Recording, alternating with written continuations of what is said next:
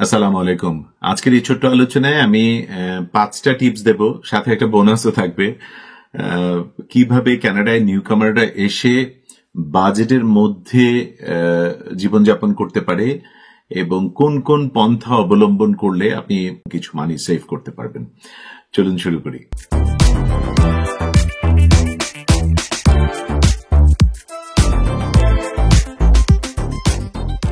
এক নম্বর হচ্ছে public transport use করা। আপনি শুরুতেই গাড়ি না কিনে পাবলিক ট্রান্সপোর্টে ইউজ করুন, এবং ইন্টারন্যাশনাল স্টুডেন্টদের জন্য, তারপর এখানে ইমিগ্রেন্ট যারা আসে, লো ইনকামে যারা থাকে, জিরো ইনকাম, লো ইনকাম, এই গ্রুপ পর্যন্ত কিন্তু ট্রান্সপোর্টেশনের যে মান্থলি পাস, যেটা বাসের জন্য, ট্রেনের জন্য, সেইটা একটা ডিসকাউন্টেড প্রাইসে পাওয়া যায়, এবং সেটা ভালো রকম প্রায় 1/3 ডিসকাউন্ট প্রাইসে পাওয়া যায়। এইটা আপনার অনেকটা সেভ করবে। Shopping smart is another very important টিপ।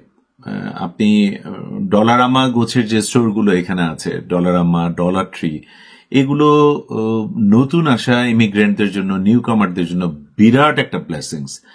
$1 থেকে $4-5 মধ্যে আপনি মোটামুটি হারে ঘরের যা যা লাগবে, মানে এই শুকনা খাবার থেকে শুরু করে জুস, ইউটেন্সিলস, আপনার ইলেকট্রনিক অ্যাপ্লায়েন্সেস, সবকিছুই ওখানে $1 থেকে $4 মধ্যে আহামরি কোনো মানসম্পন্ন জিনিস হবে না। কিন্তু স্টিল মনে রাখতে হবে, এন্ড অফ দ্য ডে এটা কানাডা, মিনিমাম একটা স্ট্যান্ডার্ড ধরে রেখেই ওরা এগুলো করে। সমস্ত ইমিগ্রেন্টদের জন্য মানে ডলারামা গোছের দোকান, ডলারামা, ডলার ট্রি, এখানে একটা রিয়েলি ব্লেসিং। সুতরাং সেটার ব্যবহার করবেন, সেটা আপনার মানি সেভ করতে সহায়তা করবে। পাশাপাশি ফ্লায়ার্স গুলো পড়বেন।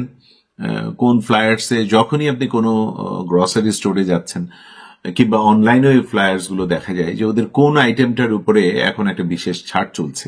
সেই আইটেমটা আপনার যখন লাগবে, এই মাসে লাগবে বা আগামী মাসে লাগবে, সেই আইটেমটা আপনি কিনে রাখতে পারেন। কিন্তু 6 মাস পরে লাগবে, ঘরে রেখে দিলেন, সেটা হয়তো আবার ভালো আইডিয়া না। অ্যাপ্লাই ফর গভর্নমেন্ট বেনিফিটস, এইটা একটা জায়গা। ইমিগ্রেন্টরা তো নানা রকম, পিআর হয়ে যারা আসেন তারা নানা রকম বেনিফিটস পান। এটা তো আসার আগেও আপনি পড়াশোনা করে জেনে আসতে পারেন। ইভেন আমি সাম্প্রতিক সময়ে জেনেছি, গত বছর এক ইন্টারন্যাশনাল স্টুডেন্ট থেকে জেনেছি যে ওরা আসার 18 মাস পরে ওদের বেবি এখন ওই চাইল্ড কেয়ার বেনিফিটের জন্য এলিজিবল হয়েছে। সো চাইল্ড বেনিফিটের জন্য এলিজিবল হওয়া একটা বড় সাপোর্ট ইন্টারন্যাশনাল স্টুডেন্টদের জন্য। এইটা কানাডার একটা নাইসিটি। সো আপনি যে স্টেটাসে আছেন, আপনি ইন্টারন্যাশনাল স্টুডেন্ট হিসেবে আছেন, আপনি ওয়ার্ক পারমিট নিয়ে এসছেন, স্বল্প আয়ে আছেন বা মিড ইনকাম গ্রুপে আছেন, আপনি পিআর হয়ে এসছেন, একইভাবে শূন্য আয়, স্বল্প আয় শুরুর যে সময়টা, সেই সময় আপনি কি কি সরকারের সুবিধা পাবেন, এইটা একটু পড়াশোনা করুন, খোঁজ খবর করুন, এটা জানবেন। Share accommodation is very important and very cost effective at the very beginning.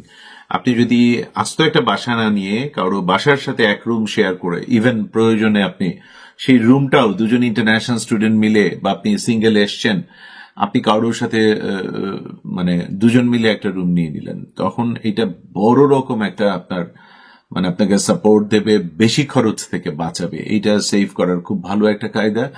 Family নিয়ে যারা আসে ইমিগ্রেন্ট হিসেবে, যাদের মানে ওই স্ট্রেংথ, ফিনান্সিয়াল স্ট্রেংথটা আছে যে একটা 1 বেডরুমের 2 বেডরুমের বাসা নিয়ে তারা থাকবে, তারা তো থাকবেই। কিন্তু যারা একা আসে, যারা ইন্টারন্যাশনাল স্টুডেন্ট হিসেবে আসে, তারা যদি এই কায়দাগুলো অবলম্বন করে, তাহলে নিঃসন্দেহে এটা তাদের বেনিফিট করবে, মানি সেভ করবে। 5 নাম্বার এবং 6 নাম্বার দুটোই খুবই ইন্টারেস্টিং এন্ড দুটাই খুবই ইম্পর্টেন্ট। 1 নাম্বার হচ্ছে বাড়িতে রান্না করার অভ্যাস করুন। সেই জন্য গত এই 7-8 বছর ধরে যে আমি সোশ্যাল প্ল্যাটফর্মে, ইউটিউবে আর আমাদের ফেসবুকে এই একমাত্র পেজে কথা বলছি 2019 থেকে, আমি অনেকবার বলেছি যে বিদেশে আসার পরিকল্পনা থাকলে, সেটা কানাডা হোক আর অন্য দেশ হোক, যতটা পারেন রান্নাবাড়ির প্র্যাকটিস করে আসেন। বিশেষ করে ছেলেরা ইন্টারন্যাশনাল স্টুডেন্ট হয়ে আসুন, আপনি পিআর হিসেবে আসুন, আপনি এখানে এসে এক হচ্ছে আপনার স্পাউসকে হেল্প করাটা, কিচেনে হেল্প করাটা আপনার জন্য খুব গুরুত্বপূর্ণ একটা ব্যাপার, করা উচিত, মানে উচিতই উচিত। তাছাড়া একজনকে সবকিছু করতে হবে, কারণ এখানে একটা সবজি রান্না করার জন্য ওই সবজিটা কাটা ধোয়া করা, সেটাও আপনাকে আর আপনার স্পাউসকে আর দুজনকে করতে হবে। সেটার ময়লার ব্যাগটা ফেলে আসা, সেটাও আপনাকে করতে হবে। রান্না করাটাও ওই, তারপরে প্লেট বাসন ধুয়ে রাখা, কোনো তো এখানে ছাড় নাই, সবকিছু নিজের করতে হবে।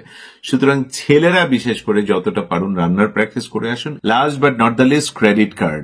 না বুঝে ক্রেডিট কার্ডের ট্র্যাপে পড়বেন না। ক্রেডিট কার্ড আপনার নর্থ আমেরিকায় খুব দরকার, কানাডাতে ক্রেডিট হিস্ট্রি একটা খুব গুরুত্বপূর্ণ বিষয়, কিন্তু সেই হিস্ট্রি করার জন্য একেবারে বেসিক রুল এবং দ্য বেস্ট রুল হচ্ছে একটা ক্রেডিট কার্ডে থাকুন সম্ভব হলে। সময়ের সাথে সাথে পরে গিয়ে হয়তো 5-7 বছর পরে দ্বিতীয়টা নিলেন, শুরুতে একটা ক্রেডিট কার্ডে থাকুন এবং সেটার সাথে কিছু বিলকে সংযুক্ত করে দিন প্রি অথরাইজড পেমেন্ট হিসেবে।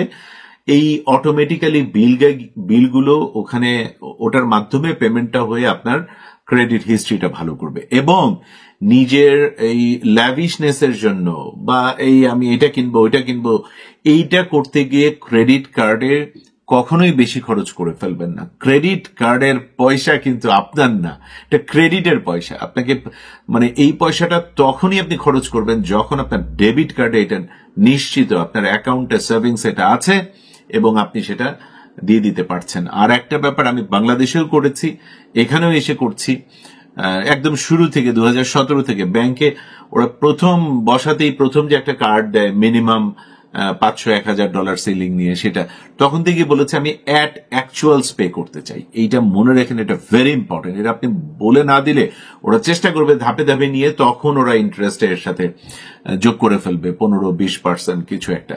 সুতরাং তখন অনেক আপনাকে পে করতে হবে। আপনি বলবেন আমি প্রতি মাসে পে করব, অ্যাট অ্যাকচুয়ালস পে করবো, এটার ইনস্ট্রাকশন নাও এবং এইভাবে পেমেন্ট নেবে আমার ক্রেডিট কার্ডের অ্যাকাউন্ট থেকে, যে অ্যাকাউন্ট থেকে পেমেন্টটা যাবে।